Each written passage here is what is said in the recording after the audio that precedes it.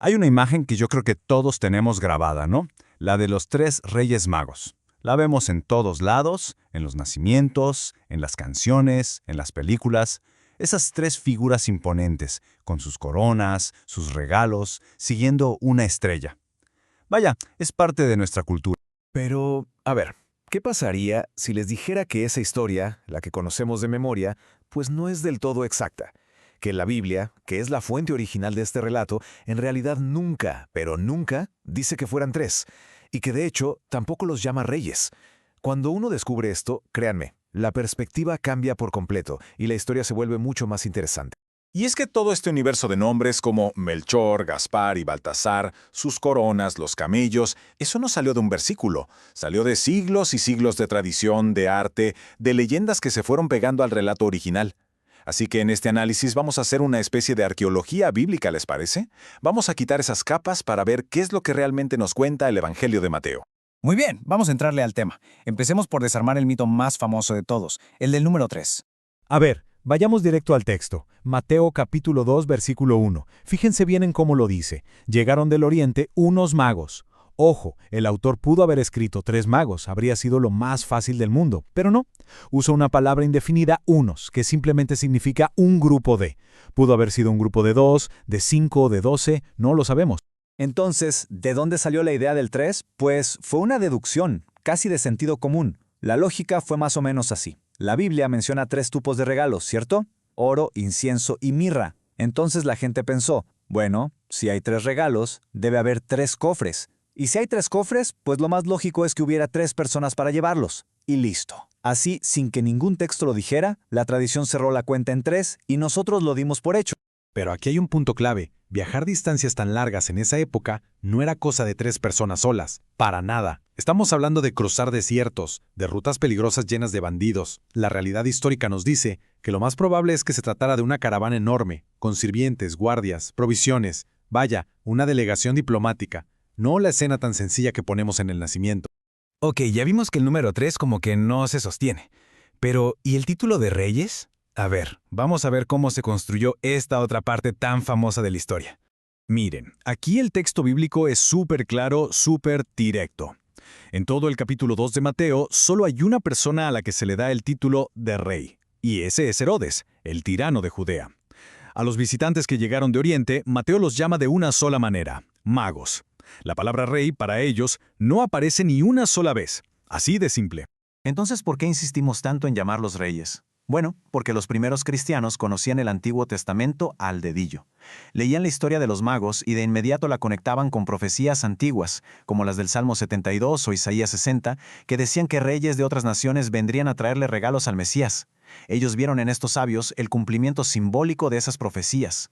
El problema es que, con el paso de los siglos, lo que empezó como una conexión simbólica se transformó en una descripción literal. Bien, ya vimos que ni eran 3, ni eran reyes, al menos no según el texto original. Solo nos queda la única palabra que Mateo sí usa, magos. Pero, ¿qué significa realmente? Porque claro, no estamos hablando de hechiceros de cuento con varita mágica. La palabra que Mateo usa en el griego original es magoi. Y en el mundo antiguo, este término no tenía nada que ver con la magia de fantasía. Se refería a una casta sacerdotal muy prestigiosa de la zona de Persia, de Babilonia. Eran, digamos, los científicos de su época, astrónomos, filósofos, consejeros de la corte, eran eruditos que estudiaban las estrellas buscando señales divinas. Y esto es importantísimo. En el contexto de Mateo, estos magoi no son brujos, son sabios, hombres de ciencia, de pensamiento profundo que buscaron la verdad de Dios en el único libro que ellos sabían leer a la perfección, el cielo. Y fue esa búsqueda la que los puso en camino. Perfecto. Ahora que ya quitamos las capas de la tradición, podemos empezar a reconstruir la historia con las piezas originales. ¿Quiénes eran de verdad estos hombres? ¿Y cuál fue la verdadera dimensión de su misión? A ver, tratemos de imaginar la escena. Un grupo de los mejores astrónomos del mundo, allá en Persia, observa un fenómeno en el cielo que no tiene explicación, algo único. Consultan sus registros, quizás antiguas profecías, y llegan a una conclusión increíble. Ha nacido un rey de suma importancia en Judea. Y para ellos, saberlo no era suficiente. La verdadera sabiduría les exigía actuar. Así que organizan una expedición carísima y peligrosísima para ir a rendirle homenaje. Y aquí llegamos al punto culminante de su viaje. Una escena de una humildad que, francamente, te deja sin palabras. Estos eruditos, gente influyente y seguramente rica, llegan a una aldea cualquiera, entran a una casa humilde y se postran, se arrodillan en el suelo delante de un niño pequeño. No vienen como turistas curiosos, vienen como adoradores, reconociendo una majestad que no tenía nada que ver con palacios o tronos. Ahora bien, esta visita no es solo una anécdota bonita de Navidad. El autor del Evangelio la incluyó con una intención teológica muy, muy profunda. ¿Cuál es ese mensaje que se nos quiere dar con la llegada de estos extranjeros? Los regalos que traen son, en sí mismos, toda una declaración de fe. El oro, por ejemplo, es un regalo para los reyes. Con él proclaman la realeza de Jesús. El incienso se quemaba en el templo como una ofrenda a Dios, así que con él declaran su divinidad. Y la mirra, que era una resina que se usaba para embalsamar a los muertos, era como una profecía de que este rey en realidad había nacido para morir. O sea, en 3 regalos resumieron todo el Evangelio. El Evangelio incluye a estos sabios para dejar algo muy claro desde el principio. El mensaje de Jesús es universal, es para todos, para los de cerca y para los de lejos, pero también para crear un contraste brutal. Estos extranjeros viajan meses, arriesgando todo, mientras que los expertos religiosos de Jerusalén, que tenían las escrituras en la mano, no movieron ni un dedo. Y ese, yo creo, es el corazón de todo el asunto. Los escribas en Jerusalén tenían el dato correcto, sabían la profecía exacta de dónde nacería.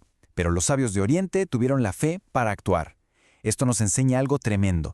No importa cuánta información bíblica acumulemos en la mente, si el corazón no se mueve en la dirección de Cristo.